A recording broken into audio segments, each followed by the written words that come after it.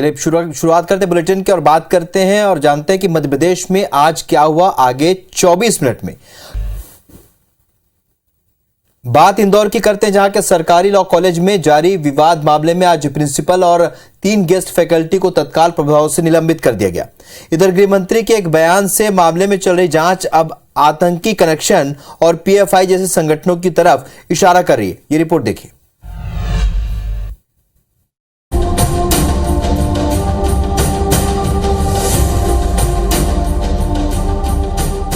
इंदौर के सरकारी law college में जारी विवाद मामले में बनी उच्च स्तरीय कमेटी ने अपनी रिपोर्ट सरकार को पेश कर दी है। उच्च शिक्षा मंत्री मोहन यादव ने जांच कमेटी की रिपोर्ट के आधार पर कॉलेज के प्राचार्य डॉक्टर इनामुर रहमान और सहायक प्राध्यापक डॉक्टर मिर्जा मोजिज बेग को तत्काल प्रभाव से निलंबित कर दिया है। साथ ही कॉलेज में पदस्थ 3 गेस्ट फैकल्टी की सेवाएं भी समाप्त कर दी गई हैं। आपत्तिजनक साहित्य का अध्ययन अध्यापन का कार्य कराया जा रहा है, ये घोर आपत्तिजनक है। हमने इसकी जांच कराई और जांच में पाया गया कि प्राचार्य और स्थायी प्राध्यापक जो वहाँ पर इस घटना में इन्वॉल्व थे उनको हमने सस्पेंड किया है। इधर गृह मंत्री नरोत्तम मिश्रा ने कहा कि देशद्रोही संगठनों से जुड़े होने के एंगल से भी मामले की जांच होगी। कोई देशद्रोही तत्व जो होते हैं उनसे इनका कनेक्शन था या पीएफआई जैसे संगठनों से इनका कोई कनेक्शन था, जो समाजद्रोही लोग हैं उनसे इनका कनेक्शन था, इन सब की बारीकी से जांच इन सब की जा रही है और जांच में जो भी निकलता है उस पर कार्रवाई करेंगे। आतंकी कनेक्शन और पीएफआई जैसे संगठन से नाम जुड़ने के बाद अब मामले पर सियासत भी हो रही है। कांग्रेस और बीजेपी के अपने अपने पक्ष हैं। इंदौर के मामले में हर प्रकार से सख्ती हुई है, जो भी उसमें दोषी पाया जाएगा उसके खिलाफ कड़ी कार्रवाई हुई भी है और भी जो दोषी होंगे उनके खिलाफ कार्रवाई होगी। अरे जो चीज प्रत्यक्ष तौर के ऊपर दिख रही है पहले उन पर तो कार्रवाई कर लें। सरकार पूरी तरह से नाकाम हो गई है, लॉ ऑर्डर सरकार संभल नहीं रहा है। आपको बता दें कि धार्मिक कट्टरता फैलाने के आरोप में कॉलेज के 6 प्रोफेसर्स को 5 दिन के लिए कार्यमुक्त कर दिया गया था और कॉलेज की लाइब्रेरी में 4 साल पहले बैन किताब की मौजूदगी के बाद प्रिंसिपल ने इस्तीफा दे दिया था, जिसके बाद मामले में FIR भी दर्ज हुई थी। खबर मध्य प्रदेश के श्योपुर से है, जहां पर स्वास्थ्य विभाग की बड़ी लापरवाही सामने आई है। विजयपुर के सामुदायिक अस्पताल में महिलाओं के नसबंदी शिविर का आयोजन किया गया था, लेकिन वहां से जो तस्वीरें सामने आई उसने सिस्टम पर कई सवाल खड़े कर दिए।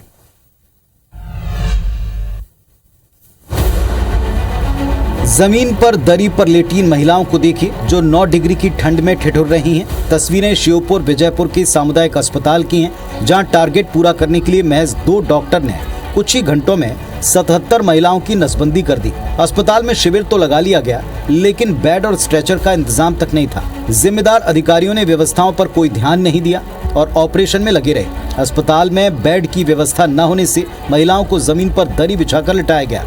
कुल मिलाकर स्वास्थ्य विभाग की बदहाल कार्यशैली फिर सवालों में आ गई। जैसे बकरा बकरी होते हैं, ऐसे महिला को नसबंदी करके लोडिंग वाहन में पटक दिया गया है, न कोई उनकी व्यवस्था है। ये लापरवाही है प्रशासक और सरकार की। अस्पताल की बदहाली का आलम ये था कि विजयपुर अस्पताल की बिजली गुल होने से भी महिलाएं परेशान दिखीं।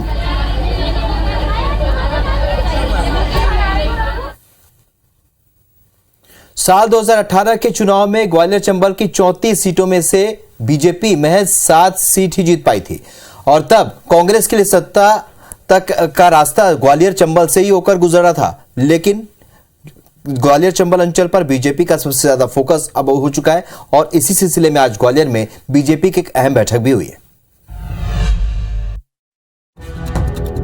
आज ग्वालियर में बीजेपी ने मिशन 2023 को लेकर मैराथन मंथन किया, जिसमें सह संगठन महामंत्री शिव प्रकाश, प्रदेश बीजेपी अध्यक्ष VD शर्मा भी मौजूद रहे। बैठक में ग्वालियर चंबल के नेताओं से एक-एक कर बातचीत कर रायशुमारी की गई है और भारतीय जनता पार्टी अपने संगठन के काम के लिए, काम के विस्तार के लिए, काम के सुदृढ़ीकरण के लिए हमेशा अपने इस प्रकार की बैठकों के माध्यम से अपना काम करते हैं। मिशन चंबल के लिए सिंधिया के समर्थकों को भी साधा जाना जरूरी है और इसी आधार पर बीजेपी नए सिरे से रणनीति बना रही है। तो कांग्रेस को 2018 की तरह ग्वालियर चंबल में जीत की उम्मीद है। नगर निगम में भी प्लानिंग करी, चंबल को लेकर क्या हुआ, मुरैना का महापौर हार गए, ग्वालियर का महापौर हार गए, तो इसलिए कोई प्लानिंग कुछ नहीं है। वो तो जो स्थिति है वो बैठक किसके लिए हो रही है सबको मालूम है।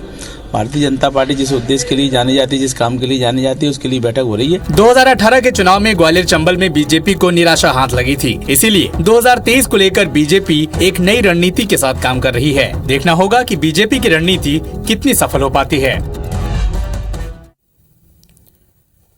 गुजरात चुनाव जीतने के बाद बीजेपी मध्य प्रदेश में भी अब उत्साहित है, लेकिन सवाल यही है कि गुजरात वाली जीत हासिल करने के लिए क्या एमपी का बीजेपी संगठन तैयार है? गुजरात में 40% विधायकों का टिकट काटे जाने का विषय हो या फिर बड़े नेताओं का टिकट काटना, क्या ये रणनीति बीजेपी मध्य प्रदेश में भी लागू कर पाएगी? गुजरात की बम्पर जीत से मध्य प्रदेश बीजेपी नेताओं की उम्मीदें आसमान पर हैं। कार्यकर्ताओं का भरोसा आलाकमान पर चौगुना हो चुका है। बीजेपी को पता है कि शाह की रणनीति और मोदी का मैजिक 2023 में पार्टी को सत्ता तक पहुंचा देगा। वैसे यदि गुजरात की बात करें तो वहां 40% विधायकों के टिकट काटे गए, कई बड़े नेताओं को टिकट नहीं मिला। यदि ऐसा ही मध्य प्रदेश में हुआ तो 2 दर्जन विधायक ऐसे हैं जो चुनाव तक 65 पार कर जाएंगे, इन्हें शायद ही टिकट मिले। SC/ST सीटों पर पार्टी ज्यादा फोकस करेगी, जिसकी शुरुआत हो चुकी है। बीजेपी ओबीसी के साथ आदिवासी समीकरण को भी तवज्जो दे सकती है। पार्टी राजनीतिक परिवार के केवल एक व्यक्ति को टिकट देने का फॉर्मूला भी अपना सकती है।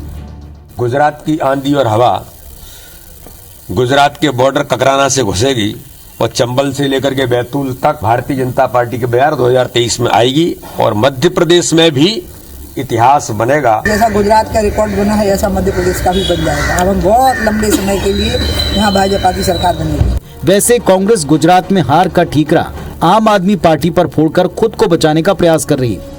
हिमाचल प्रदेश में भाजपा को जनता ने सत्ता से बाहर कर दिया, एमसीडी में भाजपा को सत्ता से बाहर कर दिया। 5 राज्यों के उपचुनावों में सभी राज्यों में भाजपा को हार का मुंह देखना पड़ा। केवल एक गुजरात में आम आदमी पार्टी से गठबंधन करके भारतीय जनता पार्टी ने अपनी जीत पाई है। ये बात भी सच है कि गुजरात और मध्य प्रदेश की सियासत में काफी फर्क है। गुजरात में कांग्रेस जहां कमजोर नेतृत्व के साथ चुनाव में उतरी, तो मध्य प्रदेश में कमलनाथ और दिग्विजय की जोड़ी कांग्रेस को पूरी तरह सक्रिय बनाए हुए है। नगरीय निकाय चुनाव में आम आदमी पार्टी की शुरुआत भले ही सामान्य रही हो, लेकिन वैसी जादू विधानसभा चुनाव में आप दिखा पाए, इस पर फिलहाल संशय है। Bureau report, IBC 24। बात डिंडोरी की करते हैं, जहां पर पूर्व मुख्यमंत्री उमा भारती अपने चिरपरिचित अंदाज में नजर आई। उमा ने शराब दुकान हटाने की चेतावनी दी, तो दूसरी तरफ उन्होंने 2023 को लेकर जो कुछ कहा वो भी सुर्खियों में बना रहा। और उमा भारती ने क्या कुछ कहा है, आप इस रिपोर्ट में देखिए। कम दूरी है स्कूल के शराब की दुकान की, यानी देशी भी छक्के पियो और विदेशी भी छक्के पियो। ये दुकान बंद हो जानी चाहिए। मध्य प्रदेश में मेरी भूमिका वो रहेगी जो यहाँ सरकार बनाने के लिए होगी। पूर्व मुख्यमंत्री उमा भारती अमरकंटक के 1 माह के प्रवास के बाद अपने जाने पहचाने फायर ब्रांड अंदाज में नजर आईं।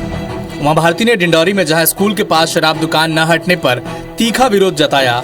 उमा भारती ने कहा कि खुद सीएम ने बीते दिनों इस दुकान को हटाने के निर्देश दिए थे, लेकिन अधिकारी सीएम की भी नहीं सुन रहे। सीएम ने खुली चेतावनी देते हुए कहा कि अगर स्कूल और तिरंगे झंडे के पास मौजूद ये शराब की दुकान नहीं हटी तो वो सारे काम छोड़कर खुद इस दुकान को हटवाएंगी। ये शराब की दुकान सारे नियमों का उल्लंघन कर रही है। मुझे पता लगा है कि सीएम साहब भी निर्देश दे रहे थे इसको बंद करने का, लेकिन उनके निर्देशों का भी पालन नहीं हुआ। जब उमा भारती से ये पूछा गया कि क्या वो 2023 में चुनाव लड़ेंगी, इस पर उमा भारती ने कहा कि मिशन 2023 में उनकी बड़ी भूमिका होने जा रही है। मध्य प्रदेश में मेरी भूमिका वो रहेगी जो यहाँ सरकार बनाने के लिए होगी। उमा का ये अंदाज नया नहीं है। आज नरसिंहपुर में उमा भारती ने शराबबंदी के मुद्दे पर फिर बोला, लेकिन 2023 में उनकी भूमिका वाले बयान से सूबे में बनने वाले नए समीकरणों को हवा मिल गई है।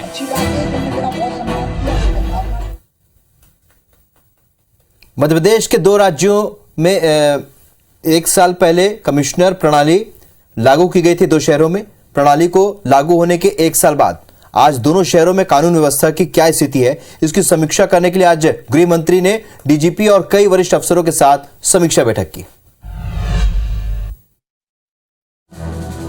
भोपाल और इंदौर में कमिश्नर प्रणाली को लागू हुए आज 1 साल पूरे हो गए। गृह मंत्री नरोत्तम मिश्रा ने डीजीपी सुधीर सक्सेना के साथ 1 साल के कामकाज की आज समीक्षा की। समीक्षा बैठक के बाद गृह मंत्री ने कहा कि भोपाल में 20% और इंदौर में 25% अपराधों में कमी आई है। भोपाल में आदतन अपराधियों के अपराध में 50% तक की कमी आई है। समीक्षा बैठक में इस बात को स्वीकारा गया कि साइबर फ्रॉड एक चैलेंज है, लेकिन उसमें भी अच्छी रिकवरी कर बदमाशों को गिरफ्तार किया गया है। हमारे यहाँ भोपाल में 20% अपराधों में कमी आई और इंदौर के अंदर 25% से कमी आई। अपराध करने की आदत सी पड़ी हुई थी, उनके द्वारा घटित अपराधों में हम लगभग 50% की कमी कर पाए हैं। अब इंदौर और भोपाल में जनता थानों की रैंकिंग भी तय करेंगे। थाने में आने वाले लोगों से पुलिस कमिश्नर फोन पर फीडबैक लेंगे। शिकायत करने वालों से पूछा जाएगा कि थाने में व्यवहार कैसा था, समस्या क्या थी। लोगों के फीडबैक के आधार पर कमिश्नर थानों की रैंकिंग तय करेंगे।